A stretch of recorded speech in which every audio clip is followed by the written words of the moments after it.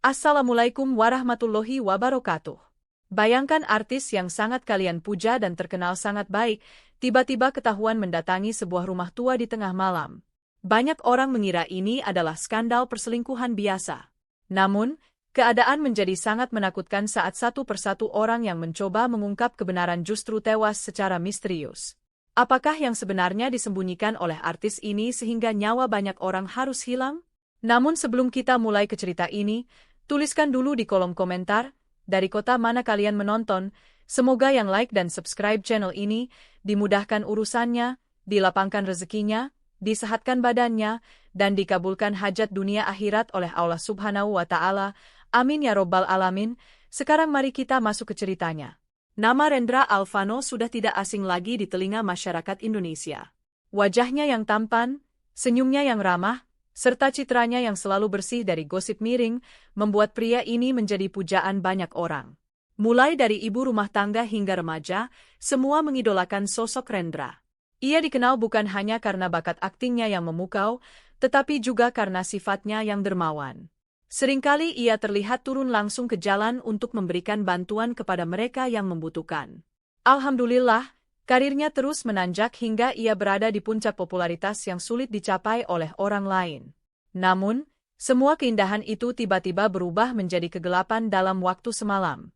Sebuah akun anonim di media sosial yang mengaku sebagai paparazzi mengunggah sebuah foto yang sangat mengejutkan. Foto itu memang sedikit buram karena diambil dari kejauhan dan di malam hari, tetapi semua orang bisa mengenali sosok pria di dalam foto itu adalah Rendra Alvano. Pria yang dipuja karena kesempurnaannya itu terlihat sedang mengendap-endap masuk ke sebuah rumah tua yang nyaris roboh di pinggiran kota yang sepi. Kabar ini langsung meledak seperti bom. Publik yang selama ini menganggap Rendra sebagai pria setia dan suami idaman bagi istrinya, mulai meragukan segalanya. Mengapa seorang artis kaya raya seperti Rendra mau mendatangi rumah kumuh di tempat terpencil pada jam 2 pagi? Spekulasi liar pun mulai bermunculan. Media massa tidak mau ketinggalan. Mereka berlomba-lomba mengirimkan tim investigasi untuk memantau rumah tua tersebut. Netizen di internet mulai melakukan tugas mereka sendiri. Banyak yang menduga bahwa Rendra memiliki wanita simpanan.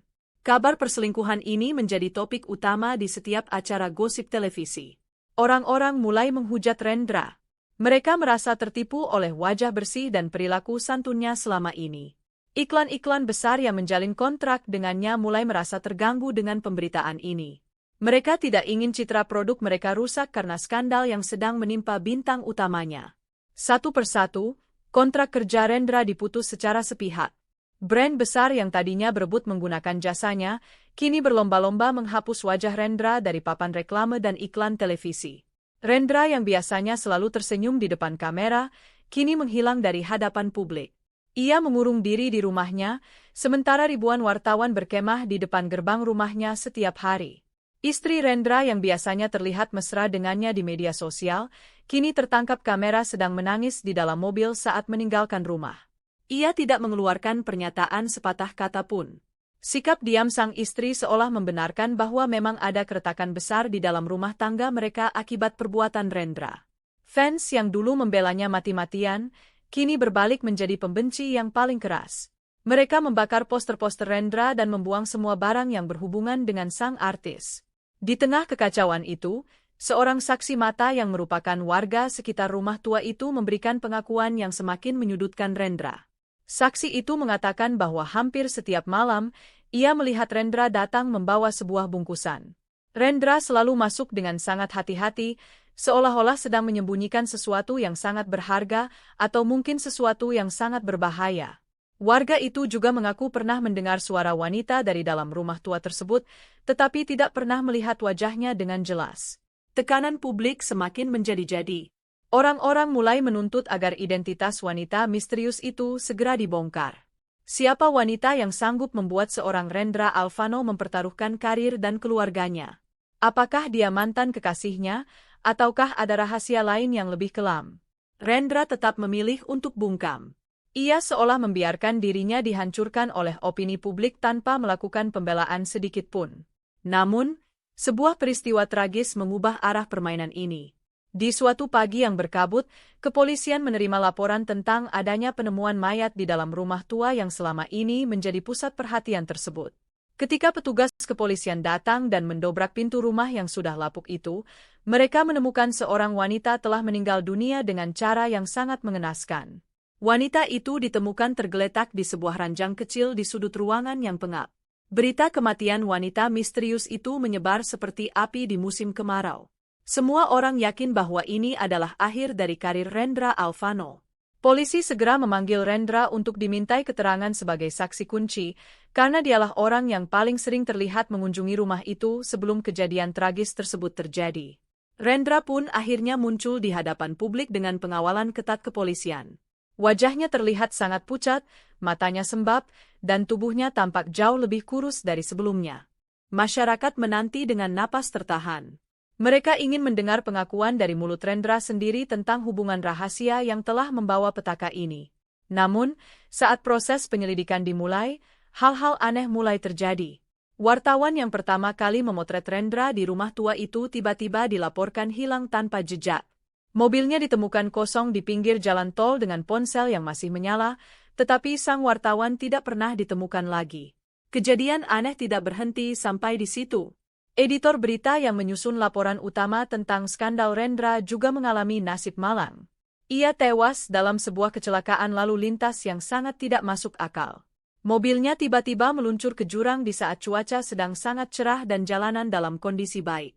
Saksi mata mengatakan mobil itu seolah-olah ditarik oleh kekuatan yang tidak terlihat.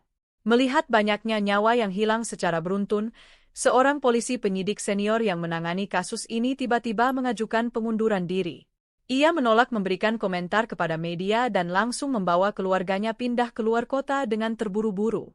Wajah sang polisi saat meninggalkan kantornya terlihat sangat ketakutan, seolah ia baru saja melihat sesuatu yang tidak seharusnya ia lihat. Masyarakat mulai merasa ketakutan. Kabar burung mulai beredar bahwa hubungan rahasia Rendra ini bukanlah sekadar perselingkuhan biasa. Orang-orang mulai berbisik bahwa wanita itu membawa kutukan, dan siapapun yang mencoba mengungkap identitasnya akan berakhir dengan kematian. Suasana yang tadinya penuh dengan kebencian terhadap Rendra, kini berubah menjadi suasana penuh kengerian dan misteri.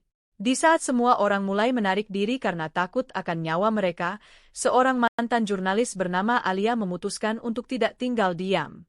Alia merasa ada yang sangat ganjil dari seluruh rangkaian kejadian ini.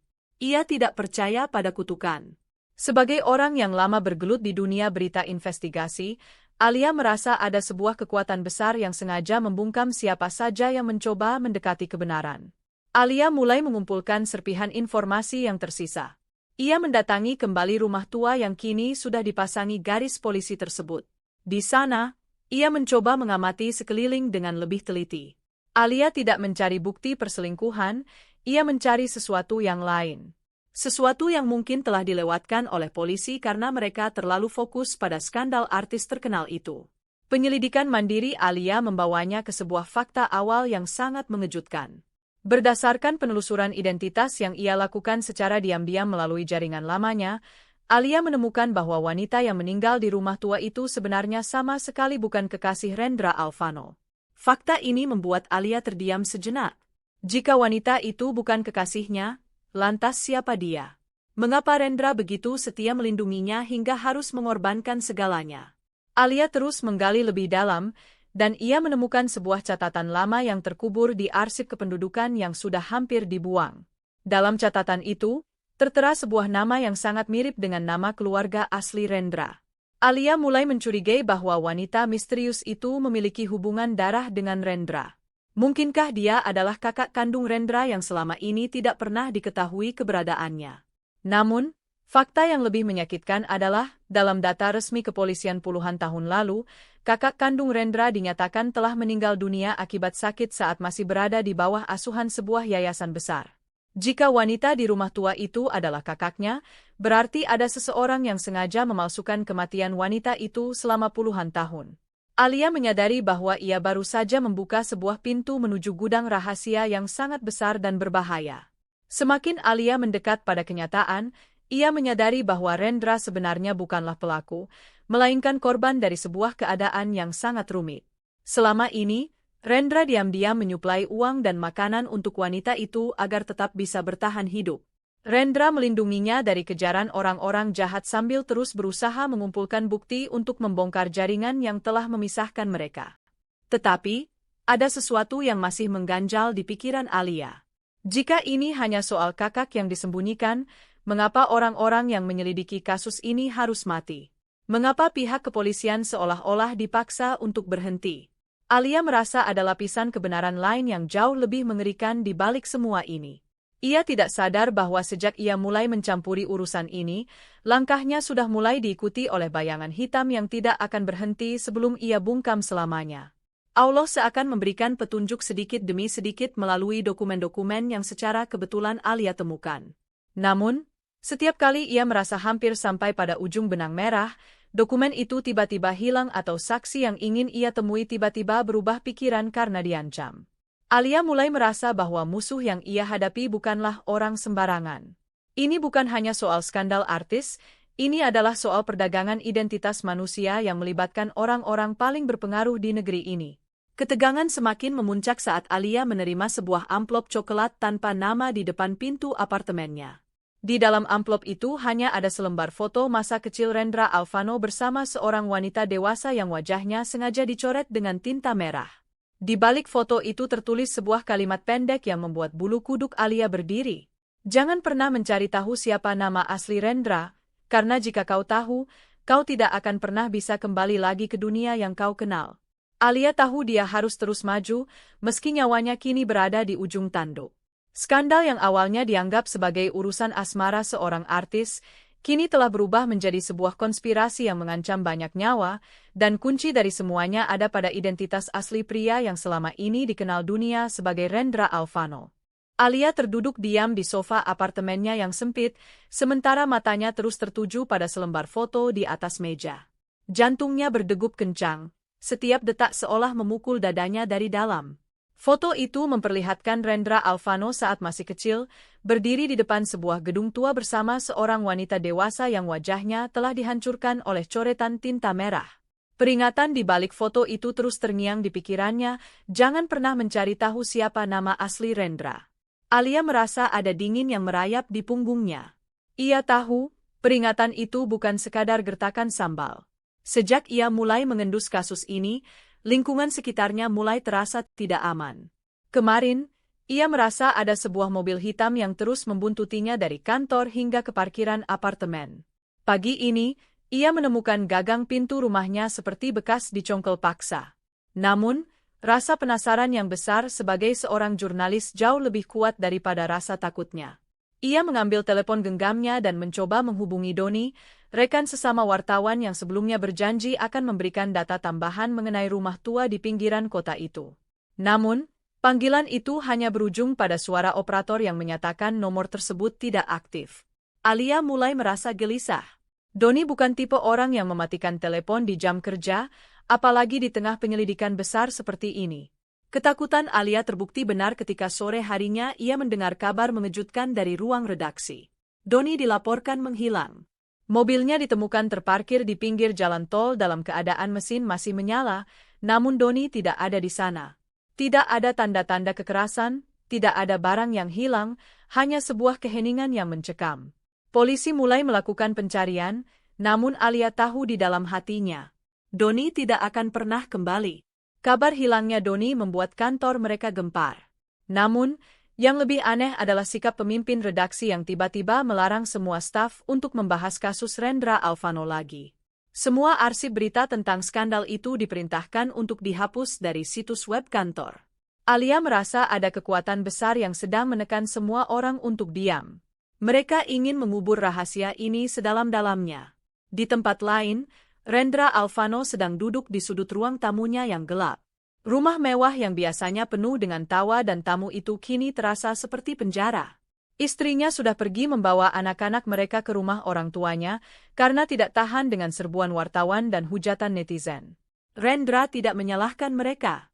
Ia tahu, kehadirannya saat ini hanya akan membawa petaka bagi siapapun yang ada di dekatnya. Tiba-tiba, telepon rahasia milik Rendra yang ia simpan di dalam laci meja bergetar.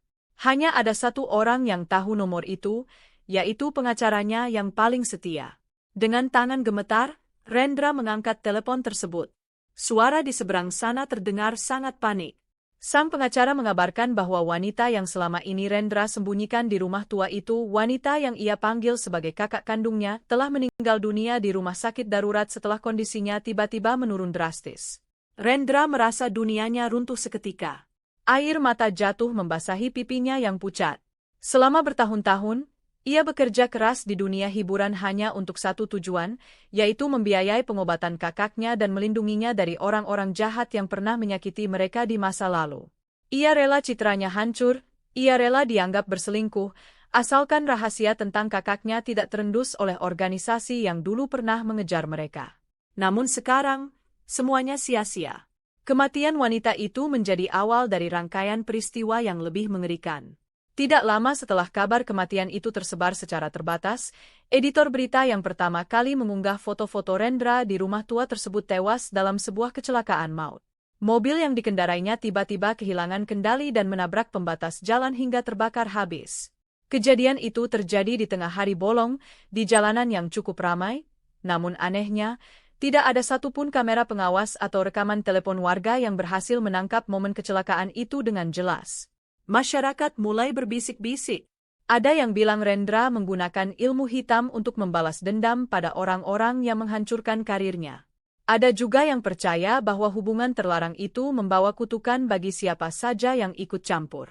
Isu klinik dan mistis mulai menutupi fakta yang sebenarnya, dan itulah yang diinginkan oleh orang-orang di balik layar. Mereka ingin publik fokus pada tahayul, bukan pada konspirasi identitas yang sedang terjadi.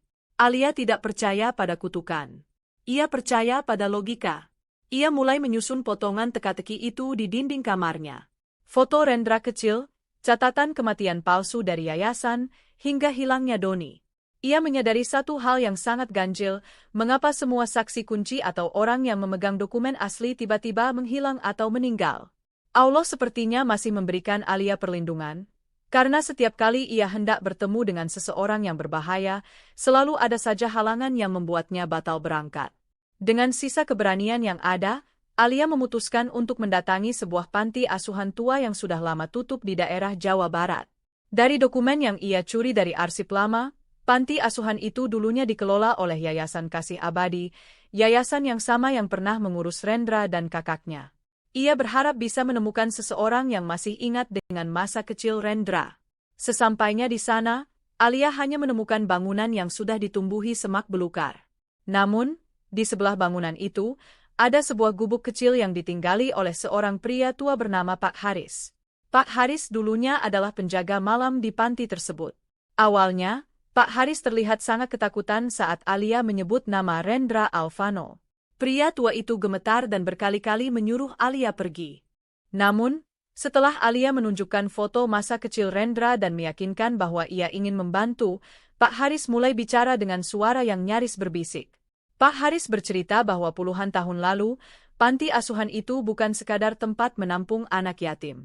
Tempat itu adalah tempat transit bagi anak-anak yang identitasnya akan dibersihkan sebelum dikirim ke keluarga-keluarga kaya atau ke luar negeri.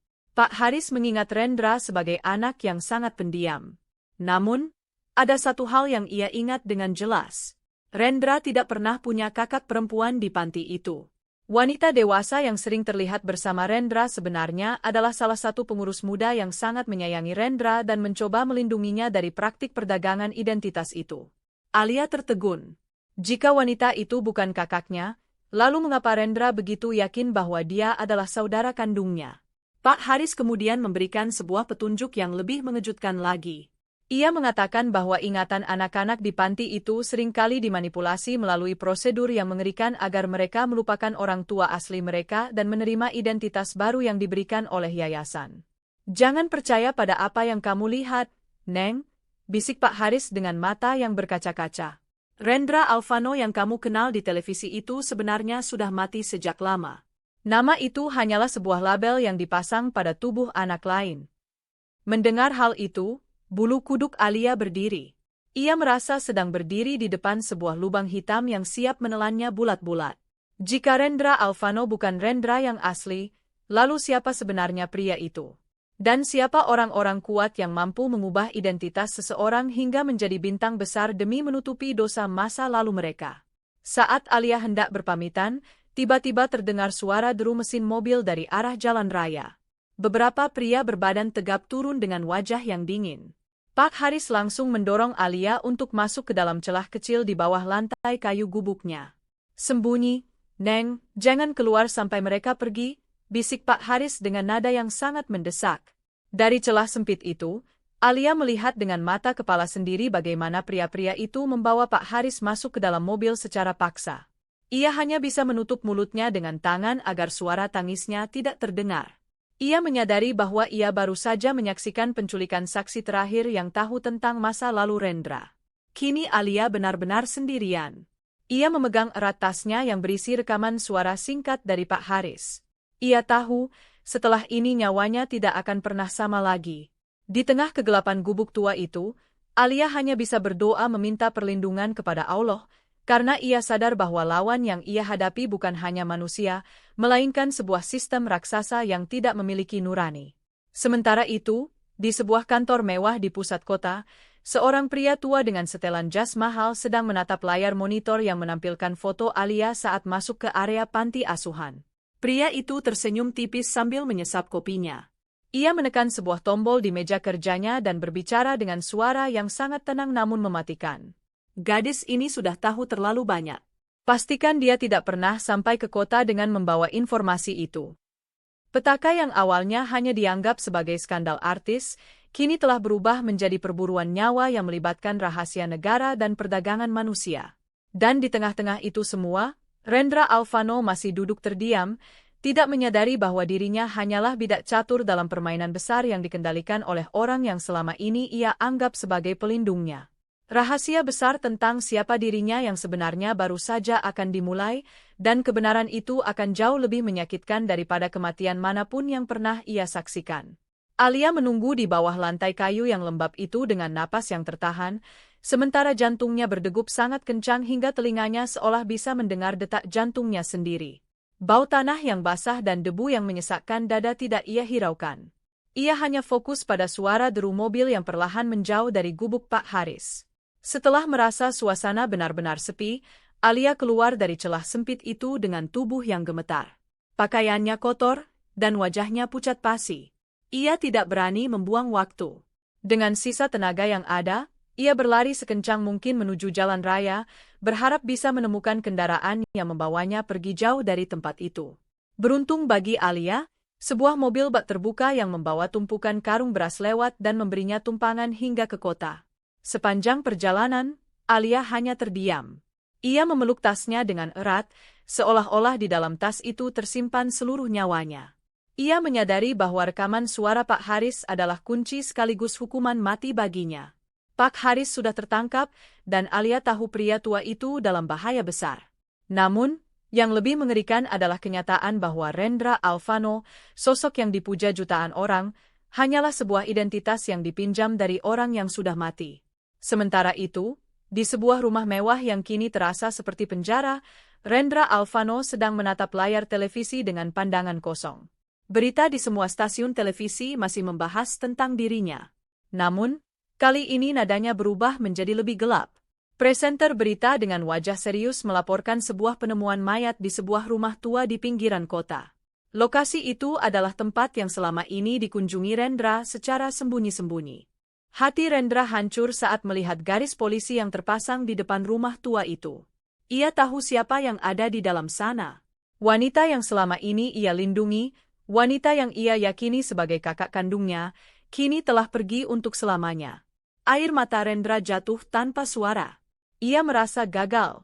Selama puluhan tahun ia bekerja keras, mengumpulkan kekayaan, dan menahan semua tekanan popularitas hanya untuk satu tujuan, yaitu menjaga kakaknya tetap aman dan mencari cara untuk membebaskan identitas mereka yang dicuri.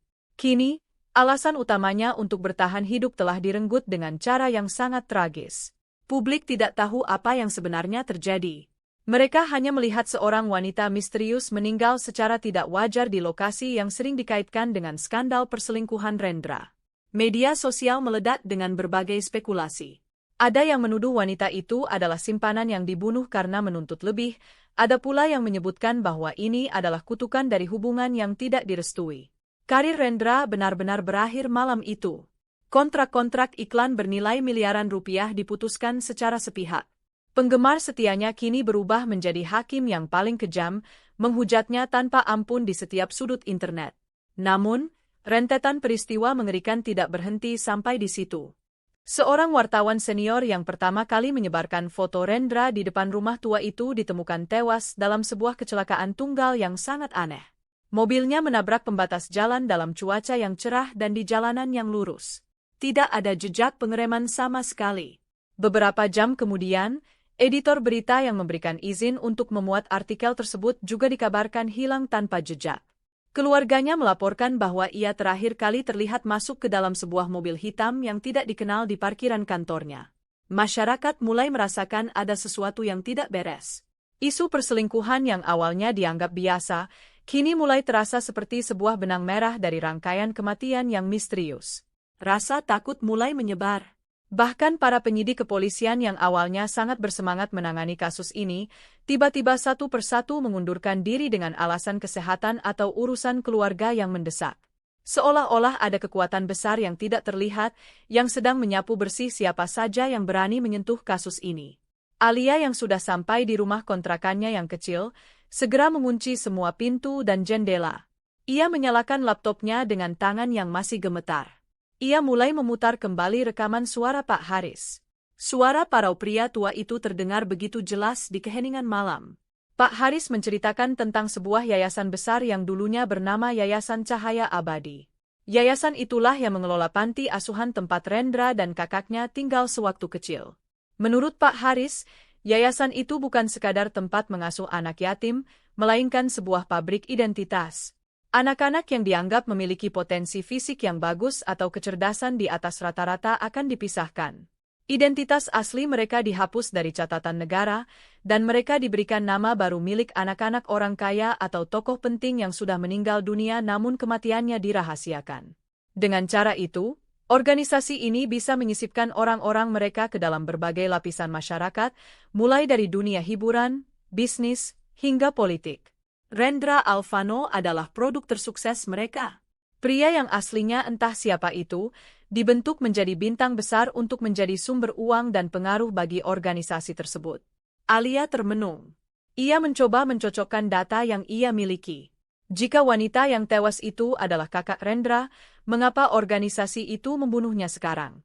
Mengapa mereka menghancurkan aset berharga mereka sendiri seperti Rendra Alfano? Alia mulai meragukan hipotesisnya.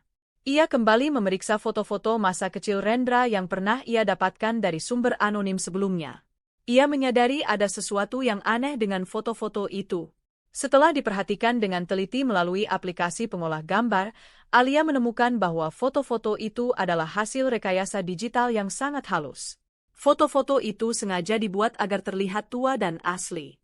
Kesadaran itu menghantam Alia dengan keras. Jika foto-foto itu palsu, berarti ingatan Rendra tentang kakaknya juga kemungkinan besar adalah hasil manipulasi. Alia teringat ucapan Pak Haris tentang prosedur mengerikan untuk memanipulasi ingatan anak-anak. Mungkinkah wanita itu sebenarnya bukan kakaknya?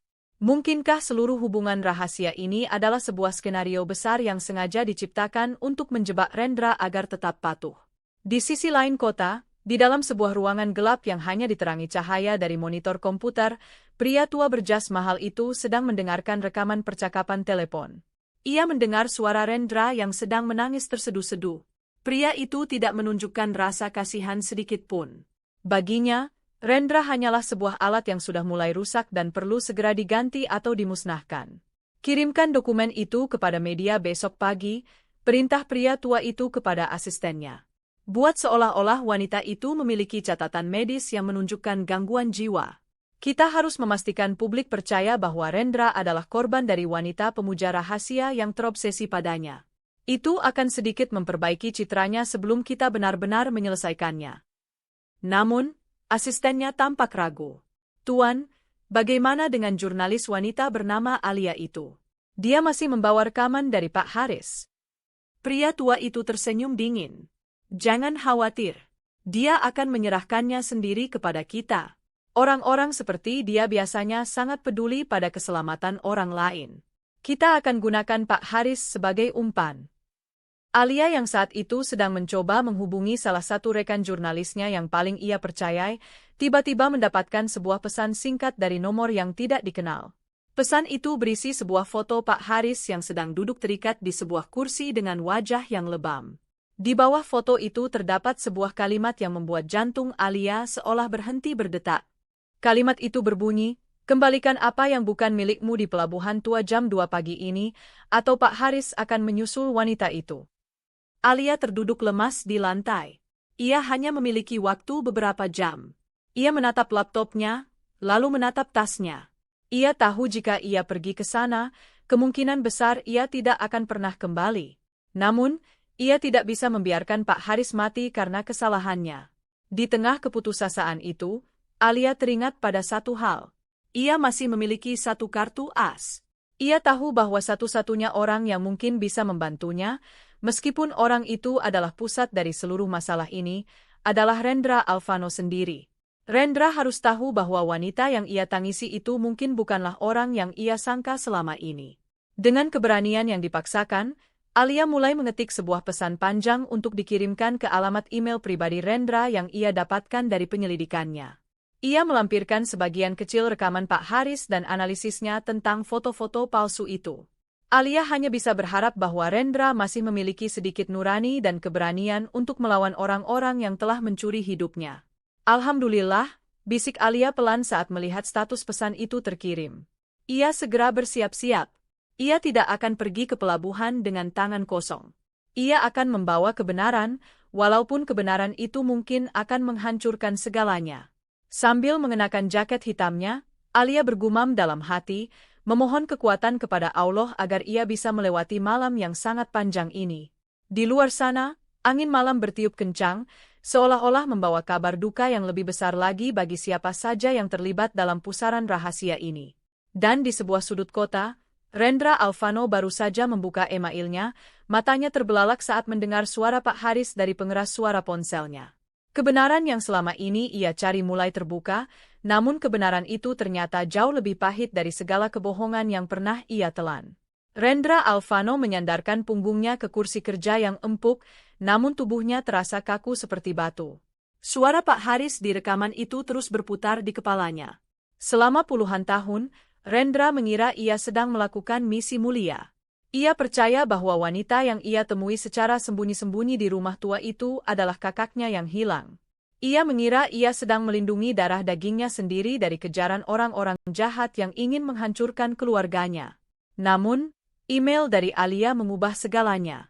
Fakta-fakta yang dikirimkan jurnalis itu mulai meretakkan tembok keyakinan yang selama ini ia bangun dengan susah payah.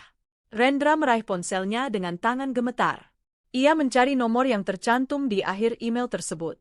Ia tidak peduli lagi jika panggilannya disadap atau jika karirnya benar-benar tamat malam ini. Ada sesuatu yang jauh lebih besar yang sedang dipertaruhkan, yaitu nyawa seseorang dan kebenaran tentang siapa dirinya yang sebenarnya. Di sisi lain kota, Alia sedang mengunci pintu apartemennya ketika ponselnya bergetar. Sebuah nomor pribadi memanggil. Alia menarik napas panjang, mencoba menenangkan detak jantungnya yang berdebu, lalu menggeser layar untuk menjawab. Suara di ujung telepon terdengar berat dan sangat lelah. Itu adalah suara Rendra Alfano, pria yang wajahnya terpampang di setiap sudut kota, namun kini terdengar seperti orang yang baru saja kehilangan segalanya. Rendra bertanya dengan nada mendesak, apakah semua yang Alia tulis itu benar? Alia menjawab dengan jujur bahwa ia memiliki bukti awal, namun ia butuh bantuan Rendra untuk membongkar semuanya. Alia juga menceritakan tentang ancaman yang ia terima dan kondisi Pak Haris yang disandera di pelabuhan tua. Mendengar hal itu, Rendra terdiam sejenak. Ia merasa seperti masuk ke dalam sebuah lubang gelap yang tidak ada ujungnya. Orang-orang yang selama ini ia anggap sebagai pelindung, ternyata adalah orang yang memanipulasinya. Tanpa banyak bicara, Rendra setuju untuk bertemu Alia di sebuah persimpangan jalan menuju pelabuhan. Ia berjanji akan datang sendiri tanpa pengawalan. Rendra mengambil kunci mobil cadangan yang jarang ia gunakan dan menyelinap keluar melalui pintu belakang rumahnya yang dijaga ketat oleh wartawan di bagian depan. Suasana malam itu terasa sangat dingin. Jalanan kota Jakarta yang biasanya ramai, kini tampak sepi dan mencekam. Alia sampai lebih dulu di titik pertemuan. Ia memarkir mobil tuanya di bawah lampu jalan yang remang-remang. Tidak lama kemudian, sebuah mobil sedan hitam berhenti tepat di belakangnya. Rendra keluar dengan mengenakan topi dan masker, namun Alia bisa mengenali tatapan matanya yang penuh kesedihan. Mereka tidak punya banyak waktu untuk berbincang. Alia langsung menunjukkan foto Pak Haris yang ia terima.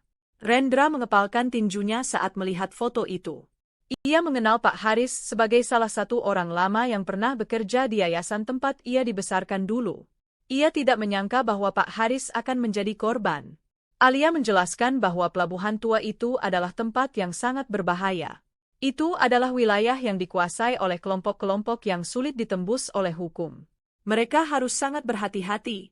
Sambil memacu mobil menuju lokasi, Alia menceritakan hasil penyelidikannya tentang dokumen DNA yang hilang dan foto-foto masa kecil Rendra yang tampak sangat rapi seolah sengaja dipersiapkan untuknya. Rendra mendengarkan dengan saksama. Ia mulai mengingat kembali detail-detail kecil yang selama ini ia abaikan. Mengapa wanita itu tidak pernah mau diajak pergi dari rumah tua itu?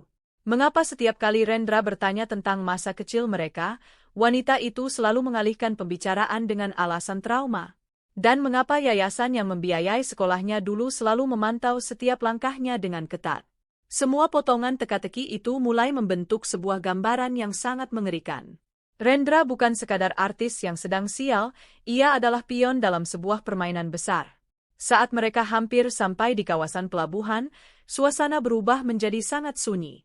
Hanya terdengar suara ombak yang menghantam dermaga kayu yang sudah mulai membusuk. Bau garam dan karat menyengat indera penciuman mereka. Alia mematikan lampu mobil agar tidak menarik perhatian. Mereka melihat sebuah gudang tua yang lampunya masih menyala di kejauhan. Di depannya, tampak dua orang pria berbadan besar sedang berjaga dengan sikap waspada. Alia membisikkan doa, memohon perlindungan kepada Allah agar rencana mereka berhasil. Ia memberikan satu salinan rekaman penting kepada Rendra sebagai cadangan. Jika terjadi sesuatu padanya, Rendra harus memastikan rekaman itu sampai ke tangan pihak yang tepat. Rendra menatap Alia dengan penuh rasa hormat. Ia tidak menyangka seorang jurnalis bisa memiliki keberanian sebesar ini demi mengungkap kebenaran yang bahkan bukan urusannya. Mereka mulai bergerak perlahan, merayap di antara tumpukan kontainer tua. Jantung Alia berdegup kencang setiap kali mendengar suara langkah kaki atau gesekan besi. Di dalam gudang itu, mereka bisa mendengar suara rintihan lemah. Itu pasti Pak Haris. Namun, sebelum mereka bisa mendekat, sebuah lampu sorot tiba-tiba menyala dari atas, menyinari posisi mereka dengan sangat terang. Suara tawa dingin menggema melalui pengeras suara di area gudang tersebut. Seseorang telah menunggu kedatangan mereka. Pria tua yang merupakan dalang di balik semua ini sepertinya sudah memprediksi bahwa Alia akan membawa Rendra bersamanya. Dari balik kegelapan, muncul beberapa pria bersenjata yang langsung mengepung mereka. Alia dan Rendra terpojok. Tidak ada jalan keluar. Rendra berdiri di depan Alia, mencoba melindunginya dengan tubuhnya sendiri. Ia berteriak, menanyakan apa sebenarnya kemauan orang-orang ini. Pria tua itu akhirnya muncul dari bayang-bayang. Ia tidak tampak marah, malah tersenyum seperti seorang ayah yang bangga melihat anaknya pulang. Ia berkata bahwa semua ini dilakukan untuk menguji kesetiaan Rendra. Ia juga mengatakan sesuatu yang membuat Rendra seolah tersambar petir. Pria itu menyebutkan bahwa identitas Rendra Alvano hanyalah sebuah topeng, dan darah yang mengalir di tubuh Rendra adalah darah yang sama dengan orang yang paling ia benci saat ini. Alia berusaha tetap tenang sambil diam-diam merekam percakapan itu menggunakan alat kecil di kantong jaketnya. Ia tahu ini adalah momen yang sangat krusial. Kebenaran yang selama ini terkubur mulai terangkat ke permukaan. Pak Haris yang terikat di kursi di dalam gudang tampak mencoba bicara, namun mulutnya tersumbat. Matanya menatap Rendra dengan penuh rasa bersalah, seolah ingin meminta maaf atas segala kebohongan yang terpaksa ia simpan selama puluhan tahun. Malam itu, di pelabuhan yang sunyi, sebuah rahasia besar tentang asal-usul seorang bintang besar mulai terkuak. Rendra menyadari bahwa hidupnya bukan miliknya sendiri. Ia adalah bagian dari sesuatu yang jauh lebih gelap dan berbahaya dari sekadar skandal artis. Dan sekarang, ia harus memilih, Tetap menjadi anak yang patuh pada sistem yang membesarkannya, atau menghancurkan semuanya meskipun ia harus kehilangan identitas dan nyawanya sendiri. Di tengah tekanan itu, Rendra hanya bisa berbisik pelan dalam hatinya, mencari kekuatan untuk menghadapi kenyataan yang sangat pahit ini. Langit malam tampak semakin kelam tanpa bintang. Seolah-olah alam pun tahu bahwa tragedi yang lebih besar sedang bersiap untuk meledak.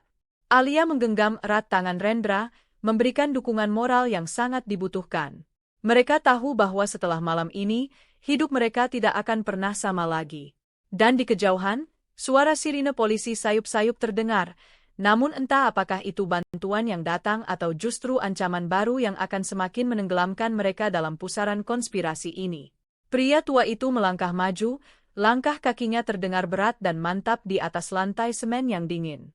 Cahaya lampu sorot yang sangat terang membuat mata Alia terasa perih, namun ia tidak mau berpaling. Ia harus melihat siapa sosok yang selama ini menjadi dalang di balik semua kekacauan ini. Pria itu mengenakan setelan jas yang sangat rapi, tampak sangat berwibawa namun memancarkan hawa yang sangat dingin. Ia menatap Rendra dengan tatapan yang sulit diartikan, sebuah campuran antara rasa bangga dan juga keinginan untuk menguasai. Pria tua itu tertawa kecil saat mendengar Rendra bertanya tentang kemauannya. Ia berkata bahwa ia tidak menginginkan apa-apa dari Rendra, karena menurutnya, segala hal yang dimiliki Rendra saat ini sebenarnya adalah miliknya juga. Ia mulai menjelaskan dengan suara yang sangat tenang bahwa nama Rendra Alvano itu hanyalah sebuah merek dagang. Sebuah nama yang diciptakan untuk menutupi sebuah kebenaran besar. Rendra hanya terdiam, wajahnya pucat pasi, sementara Alia terus menggenggam tangan Rendra untuk memberikan kekuatan. Pria tua itu kemudian bercerita tentang sebuah yayasan besar yang selama puluhan tahun bergerak di balik bayang-bayang. Yayasan ini bukan sekadar tempat sosial, melainkan sebuah pabrik identitas. Mereka mengambil anak-anak yang tidak memiliki masa depan, menghapus jejak masa lalu mereka, dan memberikan mereka identitas baru untuk kepentingan tertentu.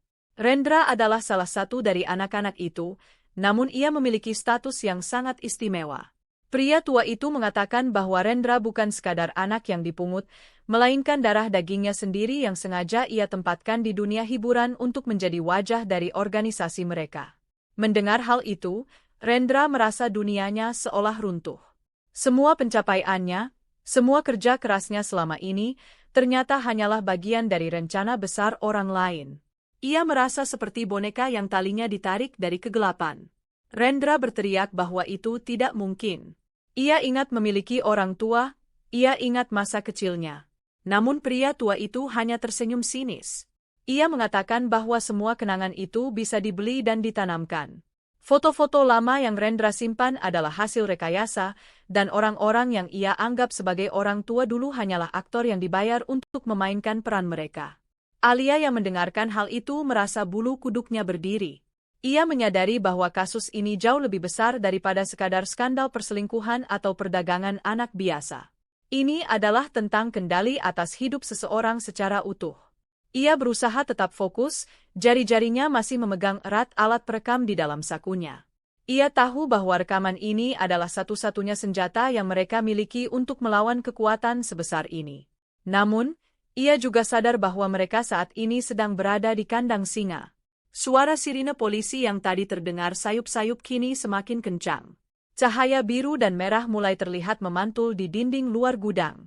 Namun, bukannya merasa takut, para pria bersenjata yang mengepung mereka malah tampak santai. Pria tua itu bahkan tidak menoleh ke arah pintu. Ia mengatakan kepada Rendra bahwa polisi-polisi itu datang bukan untuk menangkapnya, melainkan untuk menjemput Rendra pulang. Ternyata, jaringan organisasi ini sudah masuk sangat dalam ke berbagai instansi, termasuk kepolisian. Di sudut gudang, Pak Haris yang masih terikat mulai meronta lebih kuat. Mulutnya yang tersumbat mengeluarkan suara-suara yang mendesak.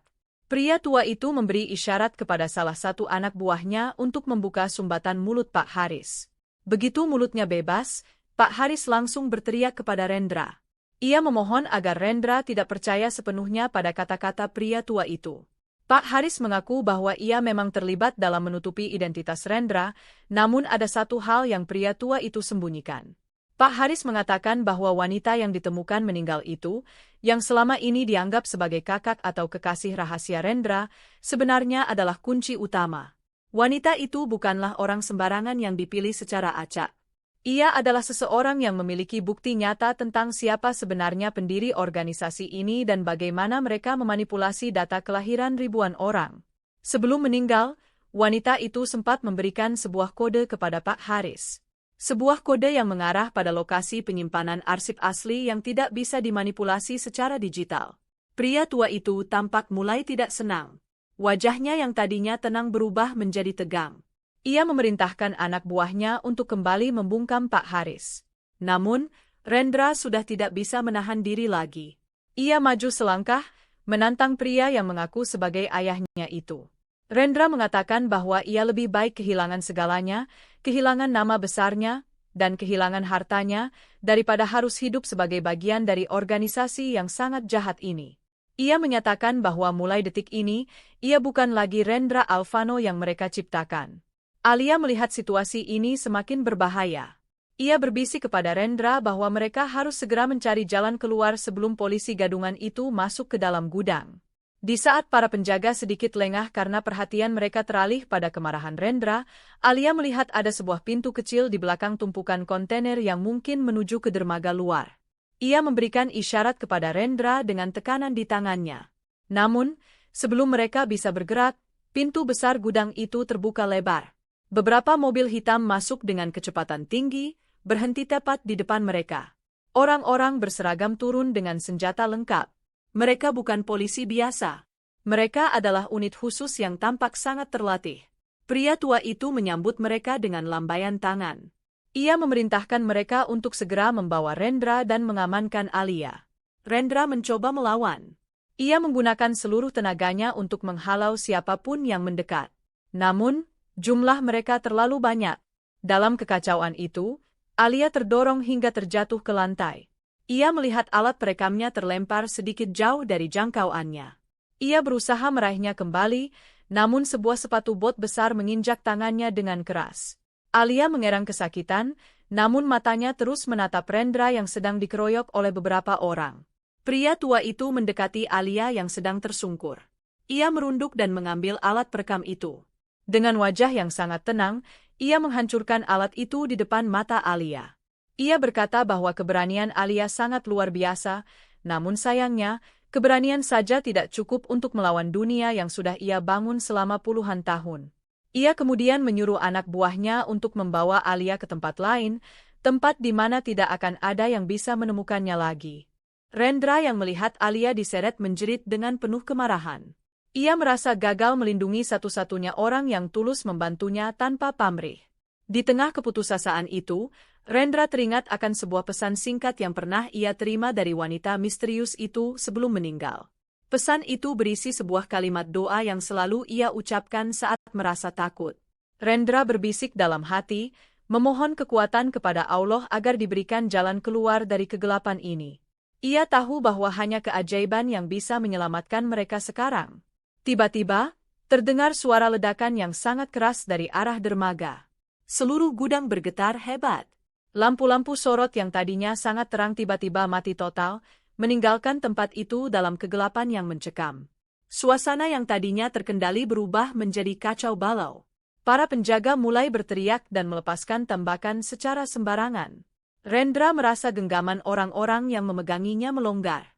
Ia tidak membuang waktu. Dalam kegelapan itu, ia merayap mencari keberadaan Alia. Ia memanggil nama Alia dengan suara pelan namun penuh penekanan. Di kejauhan, ia mendengar suara batuk dan rintihan Alia. Rendra bergerak mengikuti suara itu, jantungnya berdebar sangat kencang. Ia merasa ada seseorang yang menarik bajunya. Ternyata itu adalah Pak Haris yang entah bagaimana berhasil melepaskan ikatannya saat ledakan terjadi. Pak Haris berbisik dengan nafas yang tersengal-sengal bahwa ini adalah satu-satunya kesempatan mereka untuk lari.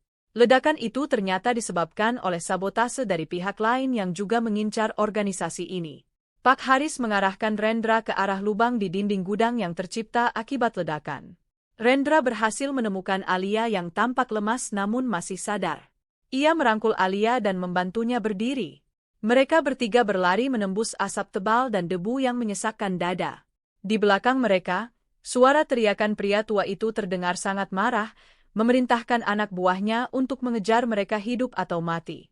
Rendra terus berlari, tidak peduli dengan rasa sakit di sekujur tubuhnya.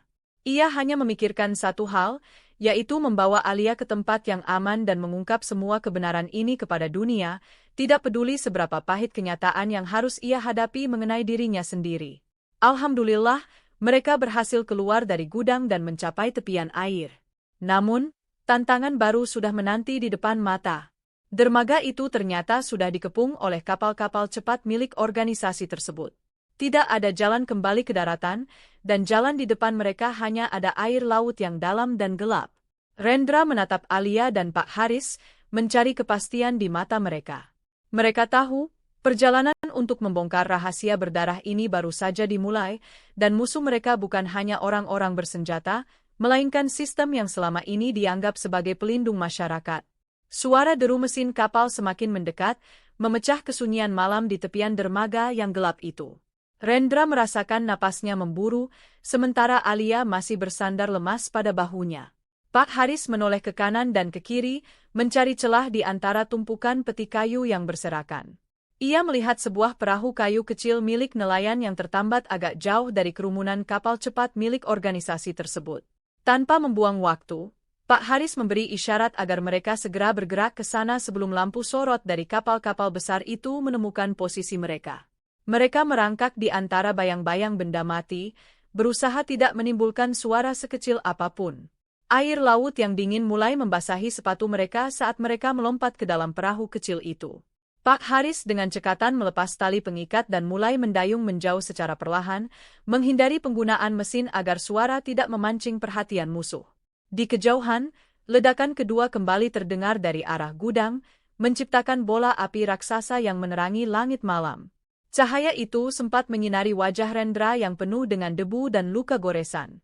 Setelah merasa cukup jauh dari jangkauan lampu sorot, Pak Haris akhirnya menarik tuas mesin perahu yang suaranya cukup halus. Mereka bergerak membelah ombak kecil menuju arah yang berlawanan dengan pelabuhan utama. Di dalam perahu, Alia mulai mendapatkan kembali kesadarannya sepenuhnya.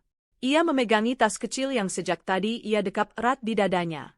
Tas itu berisi beberapa dokumen penting yang sempat ia selamatkan dari meja kerja pria tua tadi sebelum kekacauan terjadi. Alhamdulillah, kita masih diberikan keselamatan oleh Allah, ucap Pak Haris dengan suara bergetar. Ia terus menatap ke depan, memastikan tidak ada kapal lain yang membuntuti mereka. Rendra hanya terdiam sambil menatap tangan Alia yang gemetar. Ia merasa sangat bersalah karena telah menyeret jurnalis ini ke dalam masalah yang mengancam nyawa. Namun, Alia justru menatap Rendra dengan tatapan yang sulit diartikan. Ada rasa kasihan, namun juga rasa penasaran yang sangat besar di matanya. Rendra, ada sesuatu yang harus kamu ketahui, bisik Alia sambil membuka tasnya. Ia mengeluarkan selembar kertas yang terlihat agak terbakar di bagian ujungnya. Ini adalah laporan rahasia yang saya ambil dari ruangan itu.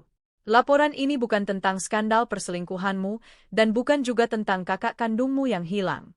Rendra mengerutkan kening, mencoba membaca tulisan di kertas itu di bawah sinar rembulan yang temaram. Matanya melebar saat melihat sebuah foto masa kecil yang sangat ia kenal, namun nama yang tertera di sana bukanlah namanya.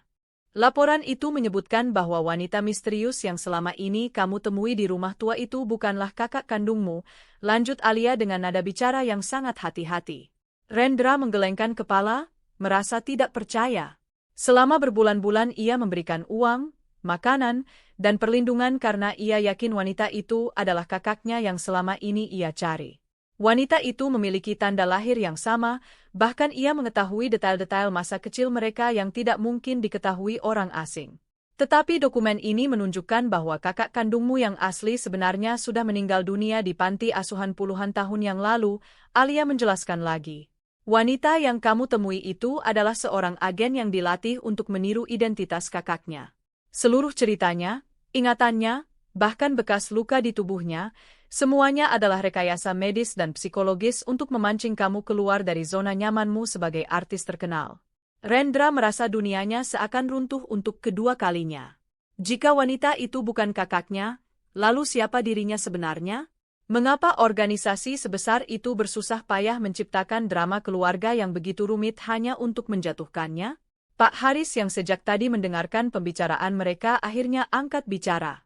Ia menjelaskan bahwa di dunia hitam, identitas adalah komoditas yang sangat mahal.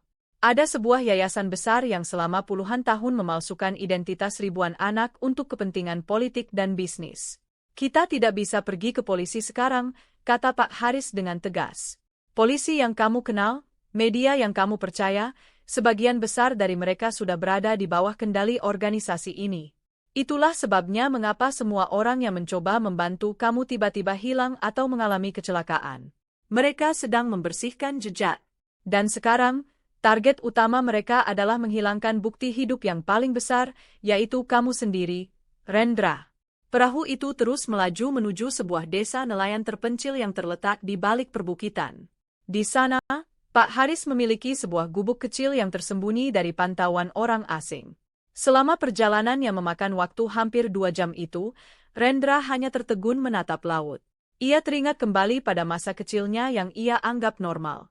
Ia ingat orang tuanya yang penyayang, karirnya yang melesat tanpa hambatan, dan wajah bersihnya yang selalu dipuji publik. Namun sekarang, ia menyadari bahwa semua itu terasa seperti sebuah panggung sandiwara yang disiapkan dengan sangat rapi. Sesampainya di gubuk kayu tersebut, Alia segera menyalakan lampu minyak kecil. Ia menyebarkan dokumen-dokumen yang ia bawa di atas meja kayu yang sudah lapuk. Ada banyak nama tokoh penting di sana, mulai dari pejabat pemerintahan hingga pemilik stasiun televisi. Di bagian paling bawah tumpukan kertas itu, terdapat sebuah map berwarna merah yang terkunci rapat. Pak Haris menggunakan pisau kecilnya untuk mencongkel kunci map tersebut. Di dalamnya, terdapat sebuah sertifikat kelahiran yang asli namun sangat tua. Nama yang tertera di sana bukan Rendra Alvano. Tanggal lahirnya pun berbeda beberapa tahun dari yang selama ini diketahui publik. Rendra mengambil kertas itu dengan tangan yang sangat gemetar. Ia melihat kolom nama orang tua. Di sana tertulis sebuah nama yang membuat jantungnya seolah berhenti berdetak. Nama itu adalah nama pendiri organisasi kriminal yang tadi mencoba membunuh mereka di gudang.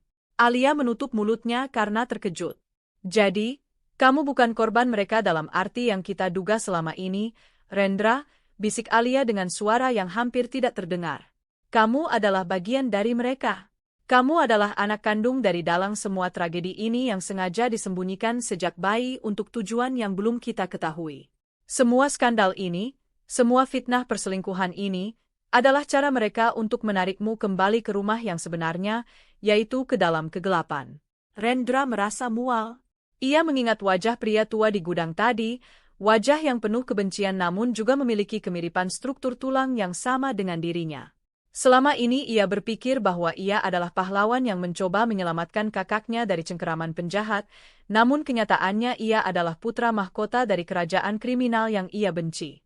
Hubungan rahasia yang selama ini diincar oleh paparazi ternyata bukanlah hubungan asmara yang memalukan, melainkan hubungan darah yang bisa menghancurkan tatanan negara jika sampai terungkap. Tiba-tiba, suara helikopter terdengar melintas di atas gubuk mereka. Cahaya lampu pencari mulai menyapu permukaan laut dan pepohonan di sekitar desa nelayan tersebut. Mereka menyadari bahwa pelarian mereka belum berakhir. Organisasi itu tidak akan berhenti sampai Rendra kembali ke tangan mereka, entah dalam keadaan hidup atau mati.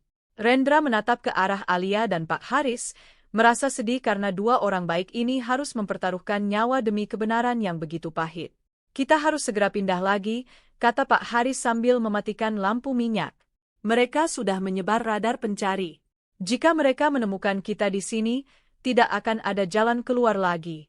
Rendra berdiri, meskipun kakinya terasa lemas. Ia mengambil selembar foto masa kecil yang asli dari map merah itu. Di balik foto tersebut terdapat sebuah tulisan tangan yang singkat namun sangat mengerikan. Tulisan itu berbunyi, jika semua orang mengetahui siapa dirimu yang sebenarnya, negeri ini tidak akan pernah sama lagi. Kalimat itu terus terngiang-ngiang di telinga Rendra. Ia menyadari bahwa ia bukan sekadar artis yang sedang jatuh karirnya. Ia adalah sebuah bom waktu yang jika meledak, akan menyeret semua orang bersamanya. Ia harus memutuskan apakah ia akan tetap berlari dan bersembunyi, atau justru menghadapi takdir kelamnya dan mengungkap siapa sebenarnya orang-orang yang selama ini mengatur hidupnya dari balik bayang-bayang. Mereka keluar dari pintu belakang gubuk, menyelinap ke dalam hutan bakau yang lebat saat suara mesin helikopter terdengar semakin rendah. Di tengah kegelapan hutan, Rendra berbisik memohon perlindungan kepada Allah agar ia diberikan umur yang panjang hanya untuk satu tujuan, yaitu memastikan bahwa kejahatan ayahnya sendiri tidak akan berlanjut lebih lama lagi. Ia tahu bahwa mulai malam ini, nama Rendra Alvano sudah mati, dan yang tersisa hanyalah seorang pria tanpa identitas yang sedang berperang melawan masa lalunya sendiri. Langkah kaki mereka terasa berat di atas lumpur yang licin dan berbau busuk, di tengah lebatnya hutan bakau yang seolah tidak ada ujungnya. Cahaya lampu dari helikopter di atas sana masih terus menyapu permukaan air, seperti mata raksasa yang lapar dan sedang mencari mangsa. Pak Haris memimpin di depan dengan sangat hati-hati, memotong dahan-dahan rendah agar Rendra dan Alia bisa lewat tanpa menimbulkan terlalu banyak suara. Udara malam yang lembab membuat napas mereka terasa sesak, namun ketakutan yang mencekam memaksa mereka untuk terus bergerak maju meskipun tubuh sudah terasa sangat lelah. Rendra sesekali menoleh ke belakang, memastikan Alia masih mengikutinya dengan rapat. Ia bisa melihat wajah Alia yang pucat karena kelelahan dan rasa takut, namun wanita itu tetap memegang erat tas punggung yang berisi dokumen-dokumen penting itu. Rendra merasa sangat bersalah karena telah menyeret Alia ke dalam masalah yang begitu besar dan mengerikan. Ia bukan lagi sekadar artis yang kehilangan pekerjaan, ia kini adalah buronan dari sebuah kekuatan yang tidak pernah ia bayangkan sebelumnya. Di dalam hatinya, Rendra terus menyebut nama Allah, memohon agar mereka diberikan perlindungan dan jalan keluar dari kegelapan ini. Setelah berjalan hampir 1 jam menembus rawa-rawa, Pak Haris akhirnya membawa mereka ke sebuah dermaga kecil yang tersembunyi di balik pohon-pohon nipah yang tinggi.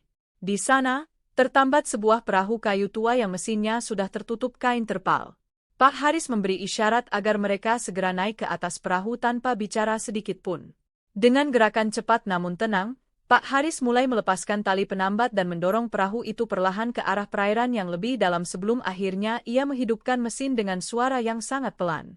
Di atas perahu yang bergoyang pelan, Alia duduk bersandar pada tumpukan jaring ikan yang sudah tua. Ia membuka sedikit isi map merah itu dengan bantuan cahaya lampu kecil dari ponselnya yang layarnya sengaja ia redupkan.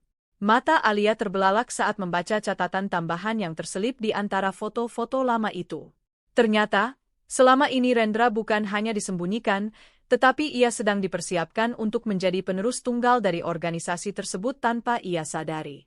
Citra bersihnya sebagai artis terkenal sengaja dibangun selama bertahun-tahun untuk menciptakan kedok yang sempurna bagi kegiatan pencucian uang tingkat tinggi yang melibatkan pejabat-pejabat penting di negeri ini.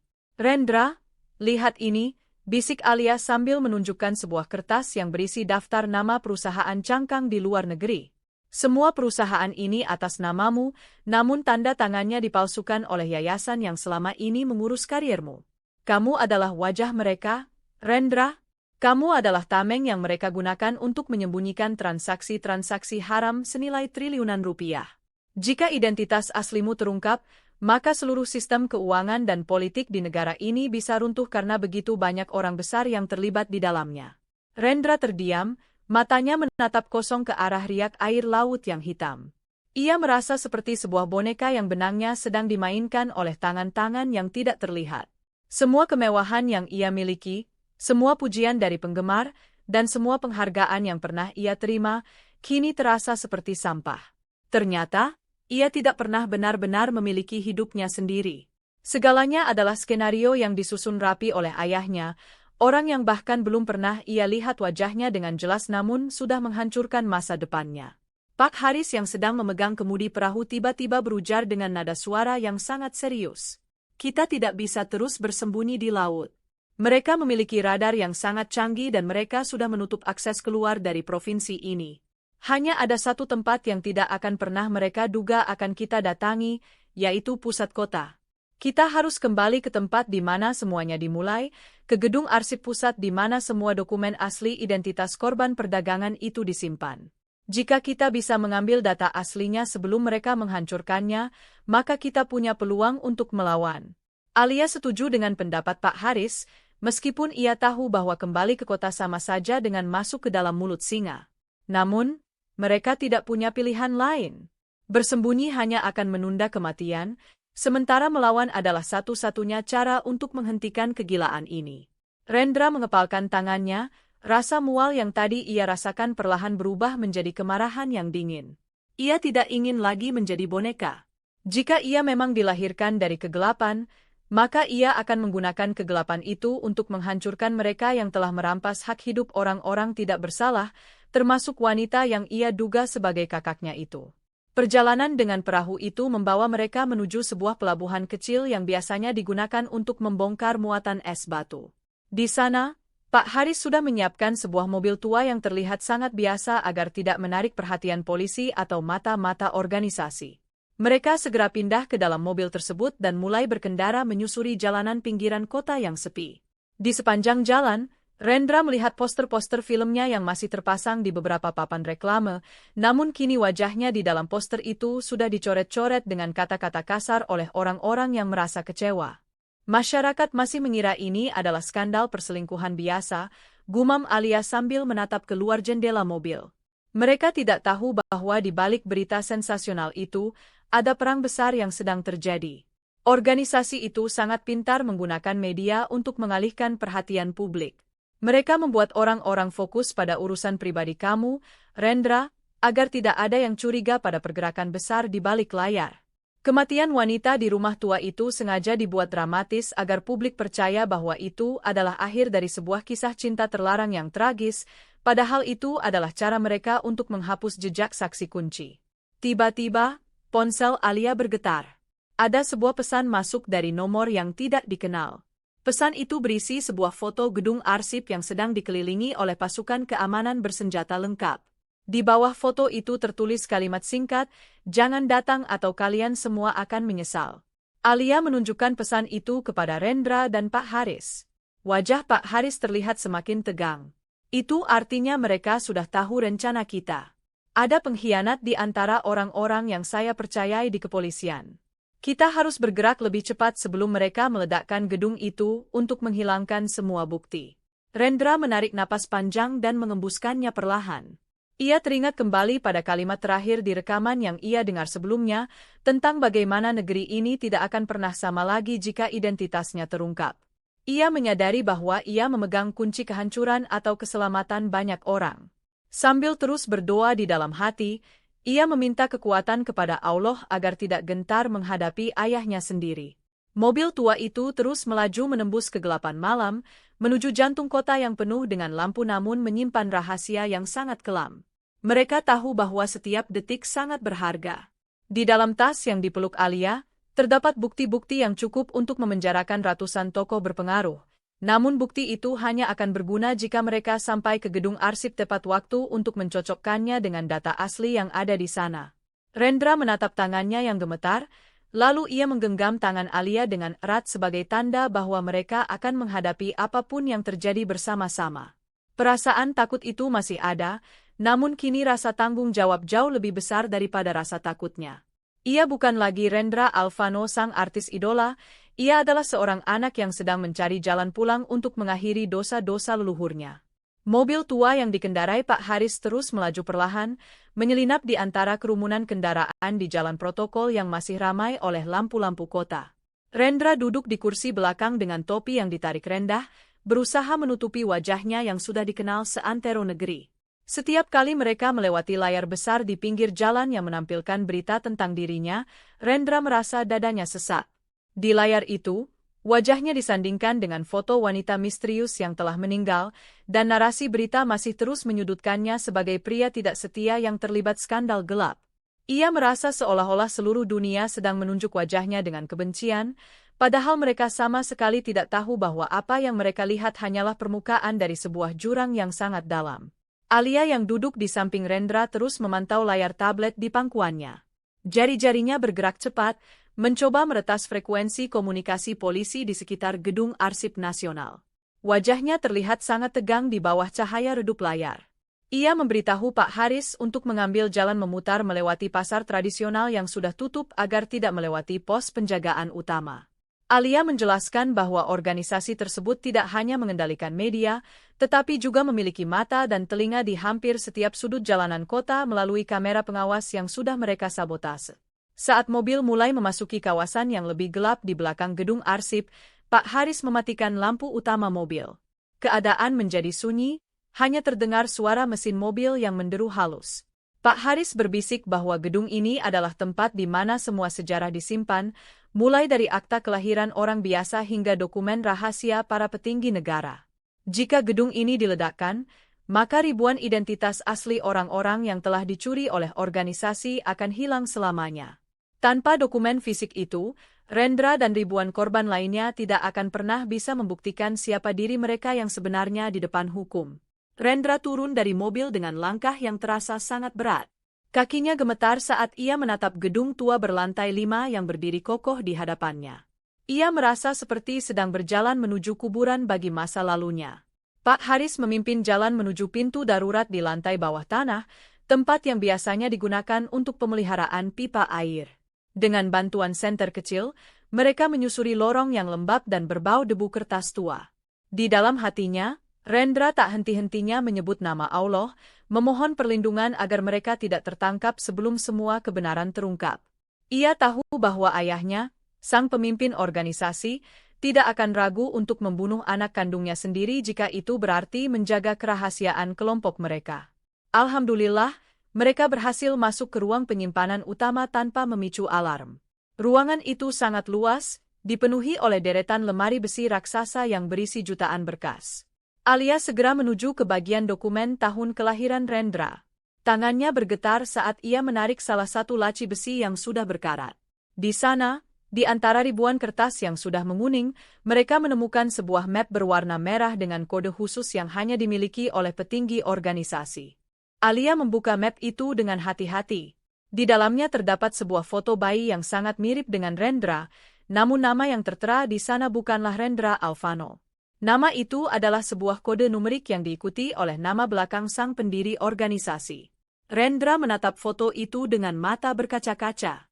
Ia menyadari bahwa sejak ia menarik napas pertamanya di dunia ini, hidupnya sudah direncanakan sebagai sebuah kebohongan besar. Ia bukan dilahirkan untuk dicintai, melainkan disiapkan untuk menjadi aset, seorang artis terkenal yang bisa digunakan untuk mencuci uang dan memanipulasi opini publik. Namun, kejutan sebenarnya baru saja dimulai. Di dalam map itu juga terdapat daftar nama orang-orang yang selama ini ia anggap sebagai keluarga. Ternyata, orang tua yang membesarkannya hanyalah anggota organisasi tingkat menengah yang ditugaskan untuk mengawasi pertumbuhannya. Segala kemewahan, kasih sayang, dan dukungan yang ia terima selama ini adalah bagian dari kontrak kerja. Rendra merasa dunianya runtuh seketika. Ia merasa tidak memiliki siapapun lagi di dunia ini. Seluruh hidupnya hanyalah sebuah panggung sandiwara yang sangat besar, dan ia hanyalah pemeran utama yang baru menyadari bahwa skenarionya ditulis oleh tangan-tangan berdarah. Tiba-tiba, suara langkah kaki yang berat terdengar dari lorong depan. Suaranya bergema di antara lemari-lemari besi, membuat suasana menjadi sangat mencekam. Pak Haris segera menarik Rendra dan Alia untuk bersembunyi di balik lemari dokumen yang paling ujung. Dari celah sempit, mereka melihat beberapa pria berpakaian hitam masuk dengan membawa tas-tas besar.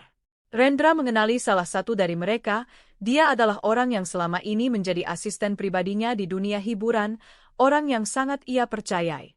Orang-orang itu mulai memasang alat-alat elektronik di pilar-pilar gedung. Alia berbisik pelan, memberitahu bahwa itu adalah bahan peledak yang sangat kuat. Mereka tidak punya banyak waktu. Jika mereka lari sekarang, mereka mungkin bisa selamat, tetapi semua bukti fisik yang ada di tangan mereka akan hancur dan dunia tidak akan pernah tahu kebenarannya. Namun, jika mereka mencoba menghentikan pemasangan bom itu, mereka kemungkinan besar akan tertangkap atau terbunuh di tempat. Rendra menatap Alia dengan tatapan yang sangat dalam. Ia melihat keberanian di mata jurnalis itu, meski tubuh Alia menggigil ketakutan. Rendra menyadari bahwa ia tidak boleh egois. Ribuan nyawa anak-anak lain yang identitasnya dicuri ada di dalam map-map di ruangan ini. Ia harus membuat keputusan yang sangat sulit. Ia teringat kembali pada kalimat yang didengarnya dalam rekaman, bahwa negeri ini tidak akan pernah sama lagi jika identitasnya terungkap. Ia menyadari bahwa ia bukan hanya sedang berjuang untuk dirinya sendiri, tetapi untuk sebuah keadilan yang sudah puluhan tahun terkubur. Dengan suara yang nyaris tak terdengar, Rendra meminta Pak Haris dan Alia untuk segera keluar melalui jalan mereka masuk tadi dan membawa map merah itu sejauh mungkin. Ia memutuskan untuk tetap di dalam gedung untuk mengulur waktu. Pak Haris menolak dengan keras, namun Rendra bersikeras. Ia mengatakan bahwa asisten pribadinya itu hanya akan mendengarkannya. Jika ia muncul, perhatian mereka akan teralih kepada dirinya, memberikan kesempatan bagi Alia untuk membawa bukti itu ke tempat yang aman. Alia memegang tangan Rendra dengan sangat erat, air mata mulai mengalir di pipinya. Ia tidak ingin meninggalkan Rendra sendirian di tengah bahaya yang begitu besar. Namun, Rendra memberikan senyuman tipis yang sangat tenang, sebuah senyuman yang belum pernah dilihat publik di televisi. Ia membisikkan bahwa ini adalah peran terakhirnya yang paling berarti dalam hidup. Dengan berat hati, Alia dan Pak Haris akhirnya bergerak mundur, menyelinap kembali ke dalam kegelapan lorong bawah tanah sambil memeluk erat dokumen yang akan mengubah sejarah negara tersebut. Setelah memastikan kedua temannya aman, Rendra menarik napas panjang. Ia merapikan pakaiannya dan mencoba menenangkan detak jantungnya yang berpacu liar. Ia keluar dari tempat persembunyiannya dan berjalan perlahan menuju cahaya lampu senter para pelaku sabotase. Saat asisten pribadinya melihat Rendra berdiri di sana, suasana menjadi sunyi seketika. Para pria bersenjata itu langsung menodongkan senjata mereka ke arah Rendra. Asisten itu tampak terkejut, namun kemudian sebuah senyum licik muncul di wajahnya. Ia menyapa Rendra dengan nama aslinya, nama yang baru saja Rendra baca di dokumen tadi. Suaranya terdengar sangat dingin, memberitahu Rendra bahwa sang ayah sudah menunggu kepulangannya. Rendra hanya berdiri tegak, menatap mata pengkhianat itu tanpa rasa takut sedikit pun. Di balik dinding gedung, sayup-sayup ia mendengar suara detak waktu dari mesin peledak yang mulai aktif. Ia tahu bahwa setiap detik yang ia lalui sekarang adalah taruhan nyawa, tetapi ia merasa jauh lebih bebas daripada saat ia berada di bawah lampu sorot panggung-panggung megah di masa lalunya. Di ruangan yang dipenuhi debu dan rahasia itu, Rendra Alvano bersiap menghadapi babak paling berdarah dalam hidupnya, sementara di luar sana, sebuah konspirasi besar mulai retak sedikit demi sedikit. Rendra berdiri mematung di tengah ruangan yang remang-remang itu, sementara moncong senjata masih mengarah tepat ke dadanya. Suara detak jantungnya sendiri terasa lebih keras daripada suara langkah kaki orang-orang berpakaian hitam yang kini mengepungnya. Di depannya, Bagas, asisten yang selama 10 tahun ini ia anggap sebagai saudara, berdiri dengan wajah yang sama sekali tidak menunjukkan rasa bersalah. Bagas menarik napas panjang, lalu mematikan lampu senter yang menyilaukan mata Rendra. "Kamu tidak seharusnya berada di sini, Rendra, atau haruskah aku memanggilmu dengan nama aslimu?" "Arya Wangsa."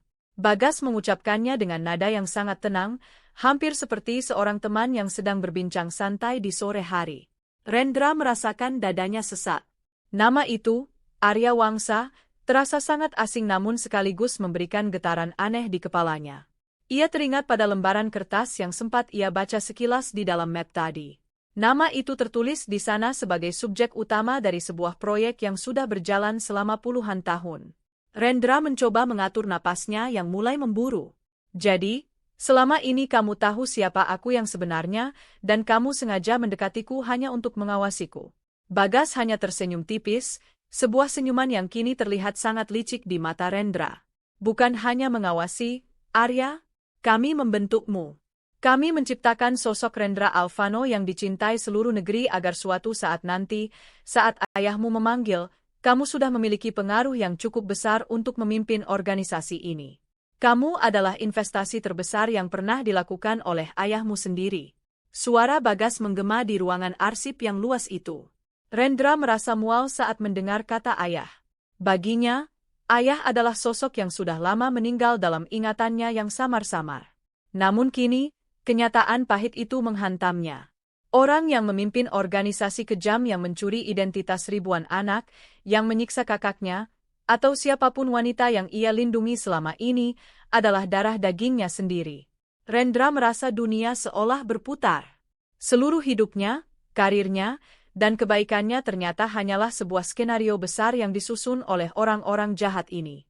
Tiba-tiba, suara bip kecil terdengar dari balik tumpukan lemari besi. Suaranya sangat halus, namun di ruangan yang sunyi itu, suara tersebut terdengar seperti lonceng kematian. Rendra melirik ke arah sudut ruangan. Ia tahu itu adalah bom yang sudah dipasang untuk melenyapkan semua bukti. Bagas juga mendengar suara itu, namun ia tidak terlihat panik. Ia justru melangkah mundur perlahan menuju pintu keluar, sementara anak buahnya tetap menodongkan senjata ke arah Rendra. Ayahmu ingin kamu pulang, Arya, tapi jika kamu memilih untuk menolak dan tetap memihak pada jurnalis itu, maka dia lebih baik melihatmu mati di sini bersama semua rahasia ini. Ayahmu tidak suka ada orang yang tahu terlalu banyak, bahkan jika itu anaknya sendiri. Bagas memberikan isyarat kepada anak buahnya untuk mulai bergerak keluar. Rendra menyadari bahwa ia tidak punya banyak waktu. Ia harus membuat pilihan yang akan menentukan sisa hidupnya atau justru mengakhirinya di tempat itu juga. Sementara itu, di lorong bawah tanah yang gelap dan lembab, Alia dan Pak Haris terus berlari dengan napas yang tersengal-sengal. Alia memeluk map merah itu seolah-olah benda itu adalah nyawanya sendiri. Kakinya terasa lemas, namun bayangan wajah Rendra yang tenang saat menyuruhnya pergi terus memberinya kekuatan. Pak Haris, meskipun sudah tidak muda lagi, berusaha memimpin jalan dengan bantuan lampu ponsel yang cahayanya mulai meredup. Kita harus segera keluar dari sini. Alia, saya merasa ada sesuatu yang tidak beres. Suara bangunan ini seperti sedang bergetar. Pak Haris berbisik dengan nada penuh kecemasan. Mereka sampai di sebuah celah sempit yang mengarah keluar gedung, tepat di balik semak-semak lebat yang tersembunyi dari pantauan kamera keamanan. Saat mereka berhasil merangkak keluar, hawa dingin malam langsung menusuk kulit mereka. Namun, mereka belum bisa bernapas lega. Di kejauhan, mereka melihat beberapa mobil hitam mewah sedang terparkir di depan gerbang utama gedung arsip tersebut. Alia menoleh ke belakang, menatap gedung tua yang tampak angker di bawah cahaya bulan. Ia memikirkan Rendra yang masih berada di dalam. Ada rasa sakit yang mendalam di hatinya saat menyadari bahwa pria yang selalu dipuja sebagai bintang itu sekarang sedang mempertaruhkan nyawanya demi sebuah kebenaran yang mungkin akan menghancurkan namanya sendiri. Alia ingin sekali kembali ke dalam, namun ia tahu bahwa dokumen di tangannya jauh lebih penting daripada keinginannya untuk menyelamatkan satu orang. Di dalam gedung, Rendra mencoba melakukan sesuatu yang sangat berani. Ia tidak mencoba melarikan diri lewat jalan yang sama dengan Bagas. Sebaliknya, ia berlari ke arah mesin peledak itu. Ia melihat angka digital yang terus berkurang. Tinggal sisa 3 menit lagi. Rendra bukan ahli bom, namun ia tahu bahwa jika ia bisa mengalihkan perhatian orang-orang yang ada di pusat kendali, Alia akan punya lebih banyak waktu untuk menjauh. Ia mengambil sebuah tabung pemadam api yang tergantung di dinding dan melemparkannya ke arah salah satu panel listrik utama. Ledakan kecil terjadi, menimbulkan percikan api dan kepulan asap hitam yang mulai memenuhi ruangan. Rendra batuk-batuk, matanya terasa perih, namun ia terus bergerak dalam kegelapan. Ia mendengar suara teriakan Bagas dari kejauhan yang memerintahkan anak buahnya untuk memeriksa apa yang terjadi. Rendra menggunakan kesempatan itu untuk menyelinap ke arah tangga darurat yang jarang digunakan. Di dalam kepalanya, ia terus berdoa kepada Allah agar Alia dan Pak Haris berhasil sampai ke tempat aman. Ia merasa hidupnya selama ini seperti sebuah mimpi buruk yang baru saja ia sadari, dan ia tidak ingin ada orang lain yang ikut hancur karenanya. Lantai gedung mulai bergetar lebih hebat. Rendra merasa langit-langit di atasnya mulai retak. Debu dan kerikil jatuh menimpa bahunya. Ia tahu waktu hampir habis. Di saat-saat terakhir itu, ia teringat pada wanita yang selama ini ia kunjungi di rumah tua itu. Wanita yang ia kira adalah kakaknya, namun ternyata hanyalah umpan yang digunakan organisasi untuk menariknya kembali ke pelukan ayah kandungnya. Air mata Rendra jatuh, bukan karena takut akan kematian, tetapi karena ia merasa sangat dikhianati oleh takdirnya sendiri. Alhamdulillah, kita sampai di jalan raya. Pak Haris berseru pelan saat mereka melihat sebuah mobil tua milik temannya yang sudah menunggu di pinggir jalan yang sepi. Mereka segera masuk ke dalam mobil tersebut. Saat mobil itu mulai melaju menjauh, sebuah dentuman yang sangat dahsyat mengguncang tanah di bawah mereka. Alia menatap dari kaca belakang mobil. Ia melihat gedung arsip itu seolah-olah mekar seperti bunga api di tengah kegelapan malam. Ledakan besar menghancurkan seluruh struktur bangunan, mengirimkan bola api raksasa ke langit yang kelam. Alia menutup mulutnya dengan tangan, air mata mengalir deras membasahi pipinya. Rendra, bisiknya dengan suara yang pecah. Gedung itu hancur total, dan tidak mungkin ada orang yang bisa selamat dari ledakan sekuat itu.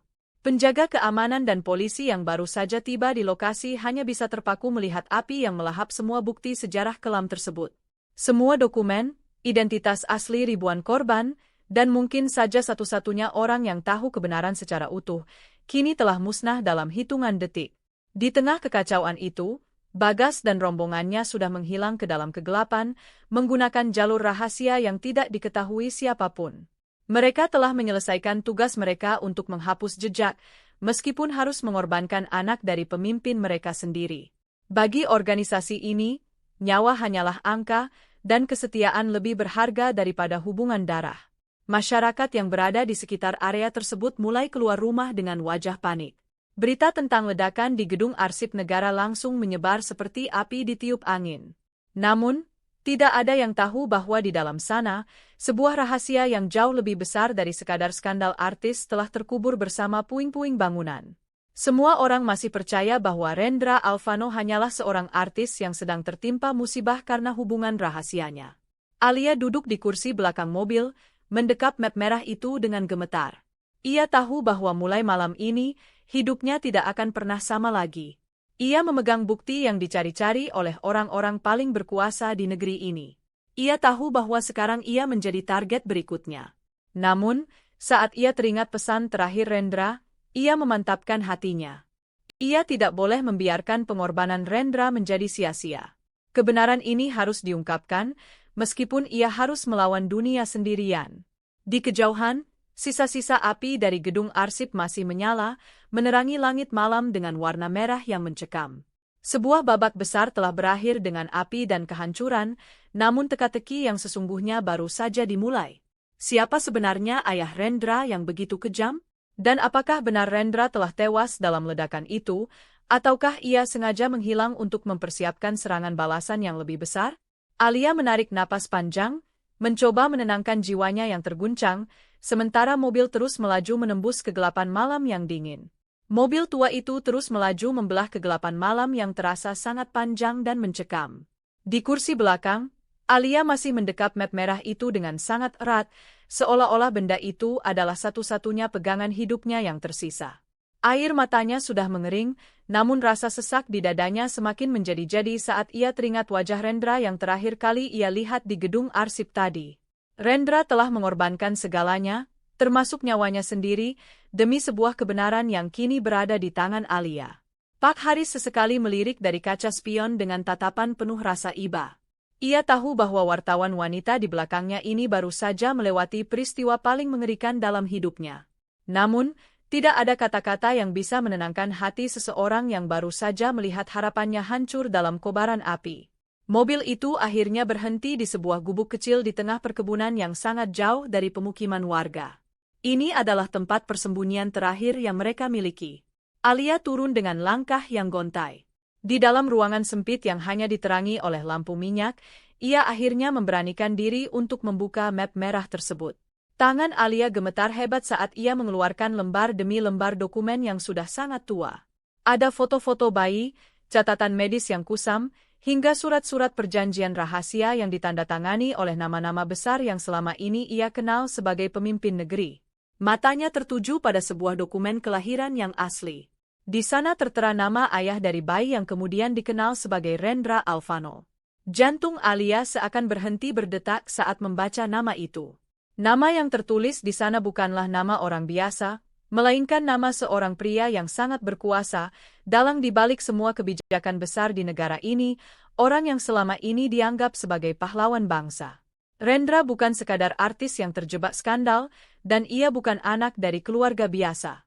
Rendra adalah anak kandung dari pemimpin organisasi paling berbahaya yang mengendalikan negara dari balik bayangan. Kenyataan ini jauh lebih pahit dari yang Alia bayangkan.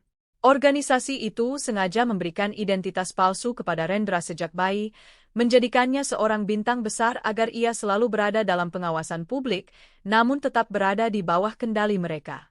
Wanita yang ditemukan tewas itu, yang selama ini dikira kekasih atau kakak Rendra, ternyata hanyalah pion yang dikirim organisasi untuk memancing Rendra kembali ke dalam pelukan mereka saat ia mulai mencoba membangkang. Alhamdulillah, Allah masih memberikan aku kesempatan untuk melihat ini. Bisik Alia dengan suara yang hampir tidak terdengar. Ia menyadari bahwa seluruh skandal perselingkuhan yang meledak di media hanyalah pengalihan isu yang sangat rapi.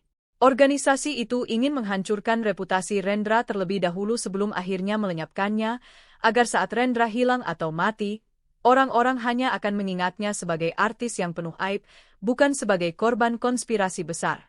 Keesokan paginya, Alia menyalakan sebuah radio tua di gubuk itu. Berita utama pagi ini masih seputar ledakan di gedung arsip.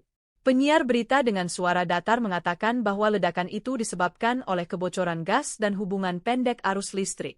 Tidak ada satupun kata yang menyebutkan tentang pertempuran senjata atau hilangnya dokumen penting. Mengenai Rendra Alvano, media resmi menyatakan bahwa sang artis diduga berada di lokasi saat kejadian untuk melarikan diri dari tekanan publik, dan kini ia dinyatakan hilang dan diduga kuat telah tewas. Masyarakat di luar sana mulai berkomentar di media sosial. Mereka menghujat Rendra, mengatakan bahwa ini adalah akhir yang pantas bagi seorang artis yang tidak setia pada istrinya. Mereka percaya pada narasi yang dibuat oleh televisi. Mereka tidak tahu bahwa di sebuah gubuk terpencil, seorang wanita sedang menangisi kebenaran yang tidak akan pernah bisa diterima oleh logika orang awam. Alia menatap map merah itu lagi. Ia tahu jika ia membawa dokumen ini ke kantor polisi atau ke meja redaksi manapun, ia hanya akan menyerahkan nyawanya secara cuma-cuma. Polisi penyidik yang dulu mencoba membantunya pun sudah mundur karena ketakutan. Editornya pun sudah tiada. Ia benar-benar sendirian sekarang. Tiba-tiba, dari dalam map itu jatuh sebuah rekaman suara kecil yang tersembunyi di balik lipatan kertas. Alia segera memutar rekaman itu dengan alat pemutar seadanya. Suara yang keluar adalah suara Rendra. Suaranya terdengar sangat tenang, seolah ia sudah tahu bahwa saat rekaman ini didengar, ia mungkin sudah tidak ada lagi di dunia ini. Alia, jika kau mendengar ini, berarti kau sudah berhasil keluar dengan selamat. Suara Rendra terdengar sedikit terputus-putus. Jangan cari aku, dan jangan coba-coba untuk melawan mereka dengan cara biasa. Kau tidak sedang melawan manusia, kau sedang melawan sistem yang sudah berakar selama puluhan tahun. Mereka yang kau anggap sebagai penjaga kebenaran, justru adalah orang-orang yang membayar untuk mengubur kebenaran itu. Rendra terdiam sejenak dalam rekaman itu, hanya terdengar suara napasnya yang berat. Ayahku, dia adalah orang yang paling ditakuti di negeri ini. Dia menciptakan aku untuk menjadi wajah sempurna bagi organisasinya, tapi aku memilih untuk menjadi manusia yang cacat di mata mereka daripada menjadi boneka yang sempurna. Maafkan aku karena telah menyeretmu ke dalam kegelapan ini. Tapi ingatlah satu hal, kebenaran tidak selalu harus diteriakkan di tengah pasar. Terkadang, kebenaran hanya butuh satu orang yang berani menyimpannya agar api harapan tidak benar-benar padam.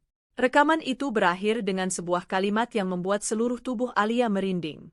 Jika semua orang mengetahui siapa dirimu yang sebenarnya, negeri ini tidak akan pernah sama lagi. Alia mematikan pemutar suara itu. Ia sekarang mengerti mengapa gedung arsip itu harus dihancurkan. Di dalam sana bukan hanya ada identitas Rendra, tapi ada ribuan identitas anak-anak lain yang nasibnya sama seperti Rendra. Anak-anak yang dicuri identitasnya, yang diperjualbelikan pengaruhnya, dan yang dijadikan alat oleh organisasi tersebut untuk tetap berkuasa. Jika rahasia ini terbongkar, maka tatanan negara akan runtuh. Orang-orang akan kehilangan kepercayaan pada pemerintah, pada hukum, dan pada semua yang mereka anggap suci. Pak Haris masuk ke dalam gubuk dengan wajah cemas. Kita harus segera pergi, Nak. Mereka mulai menyisir daerah pinggiran.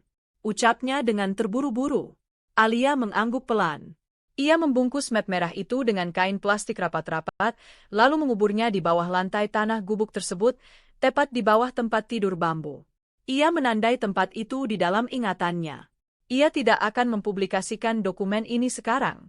Dunia belum siap untuk melihat kenyataan seburuk ini. Namun, ia akan hidup untuk memastikan bahwa suatu saat nanti, ketika waktunya tepat, rahasia ini akan meledak lebih dahsyat daripada bom di gedung arsip itu. Alia berjalan keluar gubuk, mengikuti Pak Haris menuju hutan di belakang perkebunan. Ia menoleh sekali lagi ke arah kota yang tertutup kabut asap dari sisa ledakan semalam. Di sana, jutaan orang masih tertidur dalam kebohongan yang manis. Mereka masih percaya bahwa dunia mereka baik-baik saja, dan bahwa skandal Rendra Alfano hanyalah bumbu penyedap di sela-sela rutinitas mereka.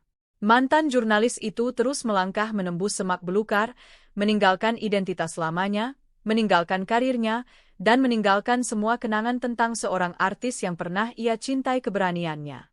Ia kini menjadi penjaga rahasia paling berbahaya di negeri ini. Sambil berjalan, ia berbisik dalam hati, berjanji pada Rendra bahwa pengorbanannya tidak akan sia-sia.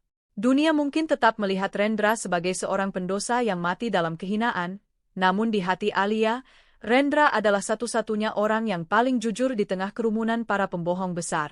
Dan meskipun pelaku utamanya berhasil menghilang tanpa jejak dan tetap duduk di kursi kekuasaannya, mereka tidak akan pernah bisa tidur dengan nyenyak. Karena mereka tahu, di suatu tempat di luar sana, masih ada satu saksi hidup yang memegang kunci untuk menghancurkan kerajaan mereka. Matahari mulai terbit di ufuk timur, memberikan warna jingga yang hangat di langit yang dingin. Namun bagi Alia, cahaya itu bukanlah tanda dimulainya hari yang baru, melainkan pengingat bahwa ia harus tetap berada dalam bayang-bayang, menyimpan kebenaran yang terlalu besar untuk diungkapkan, sampai saatnya tiba bagi dunia untuk mengetahui siapa sebenarnya orang-orang yang selama ini mereka puja. Tragedi ini telah berakhir dengan sunyi. Publik telah melupakan nama Rendra Alfano seiring munculnya berita-berita artis baru yang lebih segar. Namun, di balik keheningan itu, sebuah dendam dan kebenaran sedang dipupuk dengan sabar, menunggu waktu yang tepat untuk menunjukkan